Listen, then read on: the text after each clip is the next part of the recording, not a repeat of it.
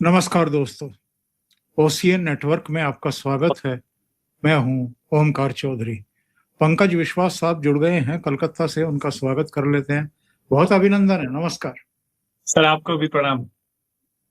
पंकज जी, जी बहुत स्वागत है दर्शकों की तरफ से। बहुत अच्छी प्रतिक्रियाएं आपके वीडियो पर आती हैं और चूंकि आप बिल्कुल ग्राउंड जीरो पर बैठे हैं और पूरे बंगाल की धड़कन को आप समझते हैं, जानते हैं, सांस्कृतिक, राजनीतिक, सामाजिक तौर पर भी और जो दूसरे आयाम हैं उन पर भी, तो इसलिए भी आपका बहुत अभिनंदन है। और आप इतना समय निकाल पा रहे हैं, ये काबिले तारीफ है। अभी शो में बैठने से पहले मैं देख रहा था, टुडेज चाणक्य का भी एग्जिट पोल आ गया है और उलट दिया है उसने। उसने कहा है कि भारतीय जनता पार्टी को 48% वोट शेयर मिलने जा रहा है और टीएमसी को 38% मिलने जा रहा है। उसका ये भी कहना है कि भारतीय जनता पार्टी को 192 सीटें मिलने जा रही है, -+11, और टीएमसी को 100 सीटें मिलने जा रही हैं, -+11। इसका सीधा सा, और 2 सीटें अन्यों को वो दे रहे हैं।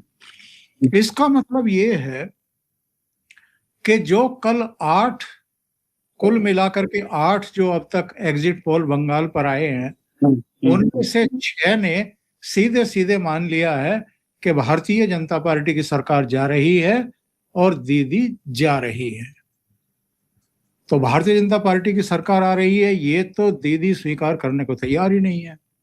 आज एक वीडियो उन्होंने जारी किया है, विनम्रता की प्रतिमूर्ति बनी हुई है, वीडियो में हाथ जोड़ करके बात कर रही हैं। इसके अलावा ये भी सुनते हैं कि मंदिर भी गई हैं, पूजा पाठ भी किया है। उन्होंने कहा कि मैं ये पूजा पाठ अपने कार्यकर्ताओं, अपने शुभचिंतकों, अपने मतदाताओं के लिए, बंगाल वासियों के लिए करके आई हूं। उन्होंने ये भी दावा किया है कि टीएमसी 294 में से 226 सीटें जीतने जा रही है और मां माटी मानुष की सरकार फिर से बनने जा रही है। जी पंकज जी, 2019 में ममता बनर्जी ने बोला था उस समय लोकसभा के चुनाव के समय कि इस बार 42 में 42, बीजेपी उस समय 18 सीटें उस समय बीजेपी को आई। तो इस बार ममता बनर्जी अगर बोल रही है 226, तो मुझे नहीं लगता कि 226 की 100 तक भी बीजेपी जा पाएगी। ऐसा मुझे नहीं लगता है कि 100 क्रॉस करेगा बीजेपी, सॉरी 100 टीएमसी क्रॉस करेगा। और बीजेपी में हम लोगों के हिसाब से 165-70 ये था आकलन, लेकिन मैं वो भी हम लोगों ने कंजर्वेटिव तरीके से किया था, क्योंकि उसमें हम लोगों ने बीजेपी को 2 से 4 मैक्सिमम सीट दिया था साउथ 24 परगना में। लेकिन अभी जो खबर आ रहा है साउथ 24 परगना में कि बीजेपी वहां भी काफी अच्छी तरीके से बढ़त ला सकती है। हम लोगों ने आपका वो पूर्वी बर्धमान में थोड़ा सा कम सीटें हम लोगों ने बीजेपी को दिया था। हावड़ा में हम लोगों ने बीजेपी को कम आंका था, लेकिन सेकेंड फेज के मतदान के बाद, और हम लोगों ने ये जो सर्वे किया था वो चुनाव से पहले था, मतलब प्री पोल ये सर्वे था हम लोगों का। लेकिन अब जो हुआ है पोस्ट पोल, खास करके पहले चरण के बाद एवं दूसरे चरण के मतदान के बाद, पूरा जो है एकदम भावनाएं बदल चुकी है अभी लोगों की। काफी फोन आ रहे हैं मेरे पास, जो लोग एक्चुअली टीएमसी के वोटर थे। हम लोगों को तो बंगाल में पता रहता है कि कौन किसका वोटर है, क्योंकि लोगों के सोशल मीडिया बिहेवियर से ही पता चल जाता है कि कौन किस तरह है। यहाँ एकदम पूरा क्लियर कट डिवीजन है, कोई चोरी छुपे की बात नहीं है। तो जो लोग टीएमसी के भी वोटर थे, इस बार उन्होंने टीएमसी को वोट नहीं दिया।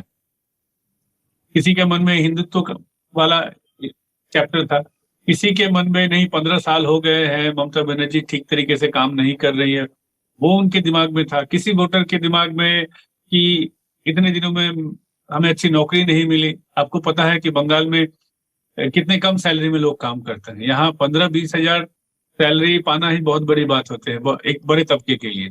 यहाँ 25-30 हजार से ऊपर सैलरी मिलता नहीं है। बहुत हाई प्रोफाइल जॉब के लिए भी 30-40 हजार सैलरी मिलता है।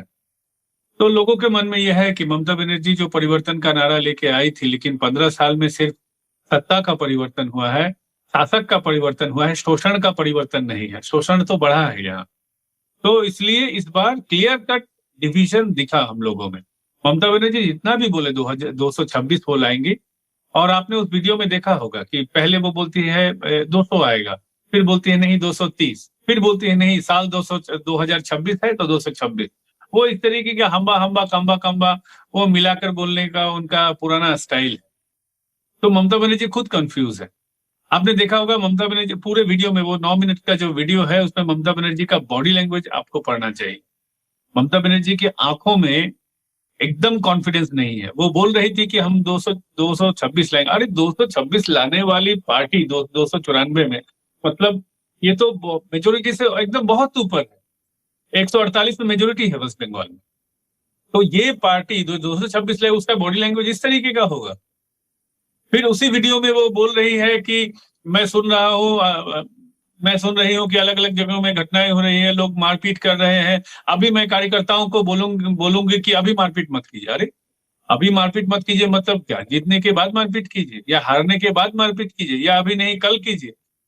जो अभी तक तो वो ऑफिशियली, अभी तक वो पुलिस मंत्री है, अभी तक वो मुख्यमंत्री है ऑफिशियली। एक मुख्यमंत्री इस तरीके से कह सकता है क्या कि अभी मारपीट मत कीजिए? अरे मारपीट तो कभी नहीं करना। एक मुख्यमंत्री को कहना चाहिए कि मारपीट मत कीजिए, अभी नहीं, कभी नहीं। वो चुनाव से पहले बोल रही थी कि लड्डू खिलाएंगी, उनका भतीजा बोल रहा है, भाई को बोल रहा है कि डीजे बजाएंगे, फिर दुबक के बैठा हुआ। अब देखिए उनका भतीजा भी सामने नहीं आ रहा है, वो भी दुबक के बैठा है घर के कोने में। टीएमसी का कॉन्फिडेंस एकदम जीरो है, कुछ नहीं दिख रहा है उन लोगों का कॉन्फिडेंस। बीजेपी का कॉन्फिडेंस दिख रहा है कि हाँ हो रहा है कि ये कि यहाँ पे एक चीज हो रहा है कि जो टीएमसी के एजेंट है, कमोबेश तो लोगों को पता रहता है कि कौन एजेंट बन सकता है या नहीं बन सकता है, या किसमें एजेंट बनने का किसमें गुदा है। यहाँ विरोधी पार्टी के एजेंट बनने के लिए एक बहुत शक्तिशाली आदमी होना, जो मेंटली कम से कम होना जरूरी होता है। तो लोग बूथ एजेंट के घर पे जा रहे हैं, जो काउंटिंग एजेंट है उनके घर पे जा रहे हैं, मारपीट कर रहे हैं। लेकिन इस बार ये भी हो रहा है कि एकदम पाल्टा वो लोग भी मार रहे हैं, बीजेपी वाले भी उनको मार रहे हैं। तो मुझे लगता है कि ये सिचुएशन जाने से पहले टीएमसी को, लोगों को ये नहीं करना चाहिए, क्योंकि आफ्टर इफेक्ट बहुत ज्यादा होगा। 15 साल उन लोगों ने बहुत सताया है बंगाल के लोगों को, बीजेपी के लोगों को, सीपीएम को भी सताया, लेकिन चुनाव के वक्त थोड़ा सा सीपीएम का वो मुंह मीठा कर देते हैं, कांग्रेस का भी मुंह मीठा कर देते हैं, लेकिन बीजेपी का तो हमेशा मुंह तीता ही रहता है। तो इसका आफ्टर इफेक्ट भी होगा, ये भी उनको सोचना चाहिए। मैं ये देख रहा था, मैं उनका वीडियो तो नहीं सुन पाया, पर जो खबरें आई हैं वीडियो के आधार पर, उसमें मैं एक सेंटेंस देख करके चौंका। जैसे आपने अभी बताया कि अभी मारपीट मत करो, जो सेंटेंस उन्होंने कहा है कि जिस समय मतगणना हो मेरी प्रेस कॉन्फ्रेंस तक सभी कार्यकर्ता वहां रुकें, बीच में ना चले जाएं। बीच में ना चले जाएं, ऐसा क्या मतलब है? बीच में ना चले जाएं? इनको ये डर है कि टीएमसी हारेगी और कार्यकर्ता जो है वो मतगणना स्थल छोड़ करके जा सकते हैं निराश होकर। इसमें सर बहुत सारा, इसमें बहुत उन्होंने जो बोला है, मैं हिंदी में उसका ट्रांसलेट करके बोलता हूँ कि वो बोल रही है कि टेबल नहीं छोड़ना है। वो उन्होंने बोला है कि वो बक्सा ईवीएम अदल बदल हो सकता है। तो ईवीएम वो उन्होंने खुद आज स्वीकार किया है कि ईवीएम बदल हो सकता है, ईवीएम बदलाया जा सकता है। जो हम लोग 2021 से बोल रहे थे कि ईवीएम यहाँ पे बदला जाता है। अगर इशारा बीजेपी की तरफ है, अगर बीजेपी ईवीएम बदल सकती है तो ममता बनर्जी आप भी तो बदल सकती हैं। वो आज बोली है उनके वीडियो में, उन्होंने आज बोला है कि जो नए पुलिस आए हैं, जो उनके कंट्रोल में नहीं है, वो बहुत महिलाओं के ऊपर अत्याचार किए हैं चुनाव के दौरान। तो इसका मतलब जो आपके कंट्रोल में पुलिस था वो क्या करता था? वो दूध का धुला हुआ था क्या? उन्होंने हमें तो ये कहा किसी तरीके से बदलता है ही नहीं। उन्होंने ये भी कहा है कि टीएमसी का डाटा कहीं बीजेपी के डाटा में ना डाल दिया जाए। वही तो मैं बोल रहा हूँ सर। तब इसका मतलब बंगाल में ईवीएम का डाटा इस पार्टी के डेटा को उस पार्टी में जोड़ दिया जाता है। यही तो हम बोल रहे हैं इतने दिनों से कि ये होता है, यही बंगाल की सच्चाई है। जो सीनियर हम लोग दिल्ली से जो सीनियर थे, हमारे पत्रकार, जर्नलिस्ट, हम लोगों से सीनियर, वो पहले बोलते थे ऑफ कैमरा, अरे सच में ऐसा होता है कि तुम लोग ऐसे ही फैला रहे हो, प्रोपेगेंडा है क्या? तो हम लोगों को मतलब साबित करना पड़ता, नहीं सर ऐसे नहीं, ऐसे हुआ, आप बात कीजिए, रेफरेंस देना पड़ता था। आज तो रेफरेंस नहीं देना पड़ रहा है, आज रेफरेंस खुद ममता बनर्जी है जो बोल रही है कि इसका, इस पार्टी का डेटा उस पार्टी में जुड़ सकता है। अरे ममता बनर्जी ने खुद अस्वीकार कर लिया है कि बंगाल में ये होता है, और इतने दिनों से वो करती है, उनको पता है कि किस तरीके से होता है। यही तो हम बोल रहे थे कि आईपैक और पुलिस मिलके जो इतने दिनों से वो खेल खेलती थी, वो खेला शेष हो गया थे, वो खेला अब खत्म हो गया, अब कुछ नहीं होगा। और मैं ये बोलूंगा कि इस बार तो इलेक्शन कमीशन ने बहुत अच्छा काम किया है कि इलेक्शन का डेटा प्रिजर्व होगा, जो इससे पहले नहीं होता था। अगर किसी पार्टी का डेटा किसी पार्टी में जुड़ जाए, अगर ईवीएम बदल जाए, तो आपके पास 1 साल तक का मौका है। 1 साल क्यों जरूरत है, आप अगले ही दिन जाइए ना कोर्ट में केस फाइल कर दीजिए, दूध का दूध और पानी का पानी हो जाएगा। आप क्यों नहीं करती थी? 2024 में क्यों नहीं किया? 2022 में जब चुनाव हुए तब क्यों नहीं किया, जब लोकल बॉडीज का यहाँ पे इलेक्शन हुआ? 2023 में जब पंचायत के इलेक्शन आपने क्यों नहीं किया? 2021 में क्यों नहीं किया? अरे ममता बनर्जी तो वो 26,000 जो नौकरियां गई थी उस समय, जिन्होंने उस समय परीक्षा दिया था, परीक्षा का जो मार्क्स था उन्होंने तो वो जला दिया था। कोर्ट जब एसएससी से मांगा, वो जो परीक्षा में जो बच्चों ने जो जो विद्यार्थी थे उन्होंने जो भरा है, कैसे कैसे परीक्षा दिया, उसका क्या मार्क्स आया, दो मेरे को कॉपी दो, तो उन्होंने बताया कि नहीं हम लोग तो वो साहब जला चुके हैं। अरे ये तो जलाने में माहिर लोग हैं, ये तो घपला करने में माहिर लोग हैं। अगर कोई पार्टी इस बार इलेक्शन कमीशन कुछ भी घपला करती है तो जाइए ना, आप खुला हुआ है, फिर मीडिया में बयानबाजी करके क्या होगा? मुझे तो ये भी लगता है कि ममता बनर्जी हार भी नहीं स्वीकार करेंगे। ये बताइए पंकज जी के कुछ हिंसा की खबरें भी आई हैं, जो बूथ लेवल के कार्यकर्ता थे बीजेपी के या एजेंट थे, के यहाँ कुछ मारपीट वगैरह शुरू हुई है? जी सर, कोलकाता के आसपास के जिलों में, दूर दराज में, साउथ 24 परगना में बहुत जगह ये हुआ है, फलता में हुआ है, डायमंड हार्बर के इलाके में हुआ है, और सबसे बड़ी घटना हुई है बेहाला पश्चिम 154 नंबर बूथ पे, जहाँ पे बीजेपी के 2 कार्यकर्ता के उठा के ये लोग गए थे। बहुत समय तक वो लोग गुम थे, पता नहीं चल रहा था कि कहाँ थे, और ये वीडियो सामने आया है, एकदम ओपनली दिख रहा है, और मीडिया में यहाँ खबर भी हुआ है। एक बीजेपी का 154 नंबर का जो बूथ का एजेंट था प्रसेनजीत ब्रह्मा, उसको और उसके भाई अजीत ब्रह्मा, इन दोनों को उठा लिया गया। ये महेंद्र बनर्जी रोड की ये घटना है, और इसमें अंजन दास, प्रवीर सरकार उर्फ भोला, विश्वजीत दास, अमित राय चौधरी उर्फ लालू, जॉय दास, पिकलू मित्रा, ये सब आरोपी हैं। लेकिन आरोपियों का भी किसी का नाक किसी का मुंह फूटा हुआ है। जो लोग मारने गए थे उनकी भी अच्छी से कुटाई हो गई है, और उनका जो फोटो आया है सामने, किसी का नाक किसी का मुंह बिगड़ा हुआ है, बहुत बुरा दिख रहा है। जो मारने गए थे वो भी मार खा के आए हैं, और दोनों तरफ से एफआईआर हुआ है, और पुलिस तफ्तीश कर रही है अभी। तो इस तरह की बहुत जगह घटनाएं हुई है। ये तो कोलकाता के पास का इलाका है बोल के पूरा डिटेल्स मेरे पास आ गया, क्योंकि मैं भी कोलकाता में ही रहता हूँ। लेकिन दूर दराज के इलाकों में भी बहुत सारी घटनाएं ऐसे हो रही कि रात के अंधेरे में घर पे बम फेंका जा रहा है, डराया जा रहा है, कहीं कहीं लोग जाके गालियां दे रहे हैं, हो रहा है, बहुत सारी घटनाएं हो रही। इससे ये भी पता लगता है, क्योंकि 2021 में जब ममता बनर्जी चुनाव अपना तो हार गई थी नंदीग्राम से, पर उनकी पार्टी तो जीत गई थी और प्रचंड बहुमत से जीती थी। इसके बाद भी बीजेपी के कार्यकर्ताओं को निशाना बनाया गया था। इस बार अगर वो चुनाव हारती हुई दिखाई दे रही है, तो इस बार भी हिंसा तो हो सकती है साहब, एंटायर बंगाल में। हिंसा तो हो सकता है और हो भी रहा है, लेकिन ये एक स्ट्रेटजी के तहत हो रहा है कि जो पोलिंग में एजेंट थे उनके घर पे, और जो काउंटिंग में, बेसिकली इस बार जो स्ट्रेटजी है, जो काउंटिंग एजेंट बन सकते हैं या पता चल गया है, क्योंकि लोग तो ये बदलते हैं नहीं। जो 2021 में काउंटिंग का एजेंट हुआ था वही 2024 में भी बनेगा। हाँ, 20% इधर उधर होता है, लेकिन 70-80% वही आदमी बार बार एजेंट बनता है, काउंटिंग हो या पोलिंग में। तो बेसिकली काउंटिंग के जो एजेंट बन सकते हैं, या पता चल गया है कि वो बीजेपी के काउंटिंग एजेंट बन रहे हैं, या अलग अलग पार्टियों से, आईएसएफ कांग्रेस से बन रहे हैं, तो उनके घरों को ज्यादा टारगेट किया जा रहा है। इसी स्ट्रैटेजी के तहत इनको डराया जाए ताकि ये काउंटिंग में शामिल ना हो, और काउंटिंग में अगर कोई टेबल खाली रहेगा तो वहां ममता बनर्जी ने जैसे बोला कि मैनिपुलेशन होता है, तो आखिरी कोशिश होगी उनकी मैनिपुलेट करने की। बट मुझे नहीं लगता है कि इस बार मैनिपुलेशन होगा, क्योंकि डेटा मैनिपुलेशन करना इतना इस बार उतना आसान नहीं होगा, क्योंकि वहां पे सीसीटीवी कैमरे होंगे और कैमरे में नेटवर्क रहेगा, सारा कुछ दिखेगा। कहीं किसी तरीके का घपला हो रहा है कि नहीं, कहीं अगर किसी को डराया भी जाएगा तो वो बिहेवियर में सामने आएगा।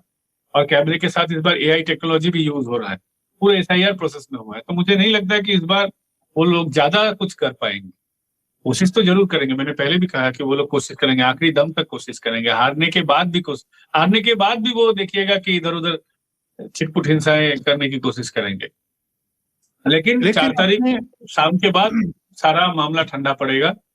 हाँ, हो सकता है कि उन्होंने जो पाप किया है उस पर न्यूटन का 3rd लॉ अप्लाई हो जाए, वो बात अलग है।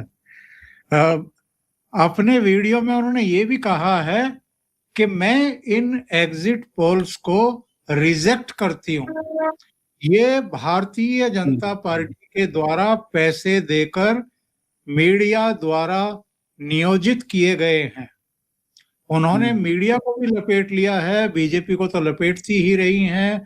सारे एग्जिट पोल को ही, दिल्ली के मीडिया को ही रिजेक्ट कर दिया है उन्होंने। सर, इसमें उन्होंने ये भी बोला है कि कल उनको दोपहर में 1:08 पे ये पता चला था। तो कल दोपहर में 1:08 पे उनको अगर पता चला हो और शाम 6:30 बजे के बाद एग्जिट पोल सामने आए और 7:30 के बाद आए, 7:30 के बाद आए। बांग्ला में 6:30 के बाद, और रिपब्लिक बांग्ला ने सबसे पहले ब्रेक किया था, उसके बाद धीरे धीरे वो हुआ है। अब मैं अगर 7:30 भी पकड़ लूँ, 7:30 स्टैंडर्ड टाइम है सभी चैनल्स का, तो अगर स्टैंडर्ड 7:30 में अगर पकड़ता हूँ तो 6 घंटे, तो करीब से 6 घंटे से ज्यादा ममता बनर्जी के पास कल था।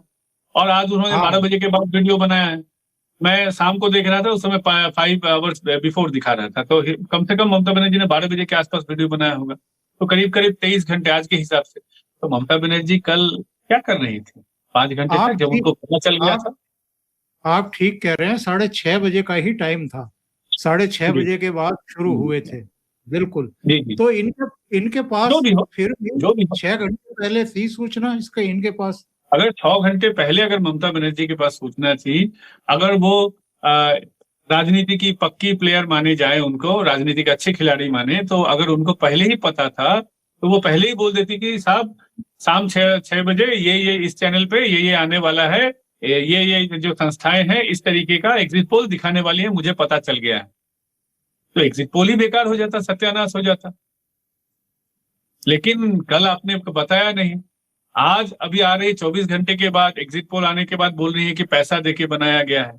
तो इससे पहले जब 2021 में ममता बनर्जी को जब जीतते हुए दिखाया जा रहा था, और इन्हीं संस्थाओं ने ही दिखाया था, ये मैट्रिक्स वाले हो गए या जो भी संस्थाएं हैं, तो सारी संस्था जिन्होंने ये एग्जिट पोल बनाया, ये तो 2021 में भी बनाए थे, 2024 में भी इन्होंने ममता बनर्जी को भी आगे रखा। तो ममता बनर्जी ने कितना पैसा दिया था? तो ये बेकार बातें करके कोई फायदा नहीं है। और वो खुद कह रही है मीडिया में निरपेक्षता नहीं है। अरे मीडिया में निरपेक्षता, मैं दिल्ली के मीडिया को कोई बात नहीं करूंगा कि दिल्ली की मीडिया के अंदर क्या होता है मुझे पता नहीं, मैंने सुना है, मैं सुनी सुनाई बातें नहीं बोलूंगा। लेकिन मैं वेस्ट बंगाल मीडिया में आज, यहाँ के बांग्ला मीडिया में 20 साल काम कर रहा हूँ। मैं आज आपको बताता हूँ यहाँ के मीडिया के अंदर की सच्चाई। 2011 से पहले लेफ्ट की सरकार उतना ज्यादा एड नहीं देती थी। उस समय तो ज्यादा न्यूज़पेपर्स था, 10-12 न्यूज़पेपर बांग्ला में चलते थे उस समय, और चैनल था सिर्फ एबीपी आनंदो 24 घंटा, उस समय 24 घंटा बोलते थे, जो जी का जो बंगाली न्यूज है। उस समय तो टीवी 18 आया, टीवी 9, उसके बाद न्यूज 18, ये सब आया भी नहीं था उस समय। सिर्फ 2 न्यूज चैनल था बड़ा, और कुछ छोटे छोटे न्यूज चैनल थे। तो सब करोड़ों का हर दिन जो विज्ञापन देने का खेल है, वो तो ममता बनर्जी ने ही 2011 में शुरू किया था। लेफ्ट की जो सरकार थी वो क्या करती थी, जो जिले से ब्लैक एंड व्हाइट जो पेपर है, जो साप्ताहिक निकलते हैं, कुछ मंथली में निकलते हैं, तो वो उन सारे न्यूज़पेपर को लेफ्ट की गवर्नमेंट 5,000, 6,000, 10,000 का महीने का देते थे, किसी तरीके से, ताकि उनका गुजारा हो जाए, छोटे न्यूज़पेपर्स को जिनका आयरन ही था। और बड़े बड़े न्यूज़पेपर में वो महीने में 1-2 इस तरह के देते थे, जो भी अगर सरकार के कुछ सरकार की तरफ से नया कुछ होता था उस समय। लेकिन ममता बनर्जी 2011 में आने के बाद वो छोटे न्यूज़पेपर को जो भत्ता के तौर पे महीने का 5,000 का ऐड दिया जाता था, वो आके बंद कर दिया। जर्नलिस्ट को जितनी भी सुविधाएं मिलती थी, लोकल जर्नलिस्ट को, छोटे छोटे न्यूज़पेपर के जर्नलिस्ट को, सारी सुविधाओं उन्होंने बंद कर दिया। सिर्फ बड़े मीडिया, बंगला में एक कहावत है, तैला माथा तेल देना, मतलब जिस सिर पे तेल है उसी पे तेल डालो। वही वाला पॉलिसी के तहत उन्होंने 11 न्यूज़पेपर को सरकारी दफ्तरों में कंपलसरी किया। और वो कौन 11 दफ्तर थे, 11 न्यूज़पेपर थे? वो 11 न्यूज़पेपर में से 8 ऐसे न्यूज़पेपर थे जो वो रोज वैली और जितने भी सारे चिट फंड थे, चिट फंड के न्यूज़पेपर्स को उन्होंने प्रमोट किया था उस समय। और बाद बाकी एक था आनंदबाजार पत्रिका, एक था वर्तमान, एक था संवाद प्रतिदिन। वर्तमान पॉलिसी के तहत, वर्तमान पहले बोलता था मैं भगवान छोड़ के किसी को, भगवान छड़ा काऊ के भय पाई ना, मतलब भगवान छोड़ के किसी से मैं नहीं डरता हूँ, ये वर्तमान का स्लोगन था, टैगलाइन था। तो एक पॉलिसी के तहत वर्तमान पत्रिका उस समय ममता बनर्जी के पक्ष में आ गया था, क्योंकि ममता बनर्जी ने नोटिस वगैरह दिए थे उससे पहले। वो उस समय उनकी जो लेडी संपादक थी वो डर के मारे वो दुबक के उस साइड में चली गई। और ये जो कुणाल घोष है, जो बेलेघाटा से इस बार प्रत्याशी है, जिन्होंने खुद कहा था कि शारदा का सबसे बड़ा बेनिफिशियरी ममता बनर्जी है, उसके बाद उसको जेल जाना पड़ा था 10 नोटिस के बाद, वो उसमें एडिटर है संवाद प्रतिदिन। हाँ, ममता बनर्जी के हर टूर में आपको वो दिखेगा, फॉरेन टूर में। इससे पहले सीपीएम का कोई भी मंत्री बाहर जाता था, अकेले जाता था, किसी के साथ नहीं जाता था, ना मीडिया का, ना बिजनेसमैन के साथ, कुछ भी नहीं। वो आने के बाद हर साल एक टूर अरेंज करने लगी, जिसका सारा खर्चा वो खुद उठाती है। ये फॉरेन टूर सिर्फ फॉरेन टूर ही होता है, ये कोई बिजनेस टूर, बिजनेस ट्रिप नहीं होता है। तो ये खेल तो ममता बनर्जी ने खुद शुरू किया है। तो आज आप बोल रहे हो कि मीडिया में निरपेक्षता नहीं, आपने तो मीडिया की निरपेक्षता का गला तो अपने हाथों से दबाया है। आप उसके बाद आशा करो कि मीडिया निरपेक्ष है? हाँ, मीडिया अभी वन साइडेड है, कोई इस साइड में है, कोई उस साइड में है। आप ही ने तो ये खेल शुरू किया है बंगाल में। तो आज क्यों रो रही है वो? अभी भी तो आपके लोग हैं मीडिया में, वो तो बदल नहीं गए हैं, वो आज तक आपका सपोर्ट कर रहे हैं न्यूज़पेपर वाले। हाँ, ये है कि न्यूज़पेपर अब बिकता नहीं। बंगाल में जितने भी न्यूज़पेपर है, आनंदबाजार पत्रिका और वर्तमान पत्रिका को छोड़ के, आनंदबाजार और वर्तमान पत्रिका का लाखों में सर्कुलेशन है, बाद बाकी छोड़ के जितने भी है, कोई 50, कोई 20, कोई 500 मैक्सिमम बिकता है। तो ये हालत तो आप ही ने तैयार किया है ममता बनर्जी। वो कह रही हैं कि पिछले 2 दिन से मैं सोई नहीं हूं। वो ये भी कह रही हैं कि आप भी सोइए मत, रखवाली करिए, जहां जहां ईवीएम मशीनें रखी हुई हैं मैं अपने इलाके में रखवाली करूंगी। नहीं, रखवाली करना तो जरूर चाहिए, हर पार्टी को करना चाहिए, क्योंकि हर पार्टी का यह अधिकार है और यह अधिकार उनको इलेक्शन कमीशन ने ही दिया है। हर पार्टी का बंदा वहां जा जो जो जो उसके लिए नियोजित है वो जा सकता है। तो रखवाली करने में कोई बुराई नहीं। अब ममता बनर्जी खुद नहीं सोएंगे, इसके लिए उनके शोक में हम भी छाती पीट के नहीं सोएंगे, ये तो सही नहीं है। हाँ, उनके कार्यकर्ता 4 तारीख के बाद जिनकी रोजी रोटी हराम होने वाली है, जो सिंडिकेट चलाते थे, जिनका सिंडिकेट बंद होने वाला है, जो 5 साल में करोड़ों की संपत्ति बनाए हैं, उनके घर पे, जिनके घर में छापे पड़ने वाले हैं, वो न सोए, वो तो उनका तो वो डर जायज है, वो ठीक है। वो सोएंगे कि नहीं पता नहीं। मुझे तो लगता है कि 4 तारीख के बाद टिकट काट लेना चाहिए किसी सेफ जगह का, जहां पे इजीली जा सके। वैसे उनके पास पैसों की कमी नहीं, वो तो कहीं भी जाके सिटीजनशिप ले सकते। जैसे हम लोगों ने देखा विनय मिश्रा भाग गए हैं, जो कभी अभिषेक बनर्जी के सहयोगी हुआ करते थे, जैसा मीडिया रिपोर्ट्स है, और वो वनुआतू में भाग चुके हैं। वनुआतू बोल के कोई देश है, ये भी हमें पता नहीं था। इतना छोटा वो देश है, मैप में दिखता भी नहीं, लेकिन इन लोगों को पता है कहाँ भागना चाहिए, कितना पैसा होने से कहाँ भागना चाहिए। तो जिनके पास कम पैसा है वो नेपाल, बांग्लादेश, माली, कहीं भी जा सकते हैं। जिनके पास ज्यादा पैसे है वो वनुआतू, इंग्लैंड जा सकते हैं, कोई दिक्कत नहीं, कहीं भी जाए। लेकिन 4 तारीख के बाद बंगाल में ना रहें, क्योंकि वो सुरक्षित नहीं रहेंगे। लेकिन टीएमसी की तरफ से ममता बनर्जी ने जो वीडियो जारी किया है, उनके चेहरे पर तो साहब हवाइयां उड़ी हुई हैं, कॉन्फिडेंस गायब है। खुद ही उन्होंने बता दिया कि उनकी हालत क्या है, उनकी पार्टी की हालत क्या है। उनको तो पहले से सर पता था।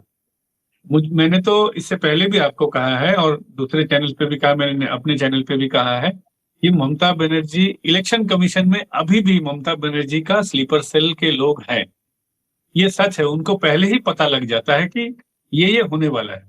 उन्होंने जब SIR जब शुरू भी नहीं हुआ था, Mamata Banerjee was the first leader जिन्होंने पहले बताया था कि SIR हो सकता है। तब हम लोगों ने SIR का नाम भी नहीं सुना था कि SIR, अरे भाई ये होता क्या है। Mamata Banerjee was the first leader who said कि घपला है, मैनिपुलेशन है, वो जो जिससे वोट होता है, जो पूरे शीट में घपला है, इसका नाम उधर है, उसका नाम उधर है। ममता बनर्जी ने सबसे पहले कहा था उसको। उसके बाद राहुल गांधी ने उस चीज को उठाया था कि पूरे जो इलेक्शन प्रोसेस में बहुत जगह बहुत लोगों का नाम इधर उधर है। हम इतने लार्ज स्केल पे है, ये तो हम लोगों को पता भी नहीं था अगर ममता बनर्जी ना होती तो। ममता बनर्जी ने पहले बोला था, उसके बाद राहुल गांधी ने उस चीज को, उस टॉपिक को पिक किया था। अगर ममता बनर्जी उस दिन इस चीज को पिक नहीं करती तो आज SIR भी नहीं होता। आज ममता बनर्जी क्यों रो रही है? वो तो उन्होंने तो खुद बोला था कि गुजरात के लोगों का नाम वेस्ट बंगाल के वोटर लिस्ट में है।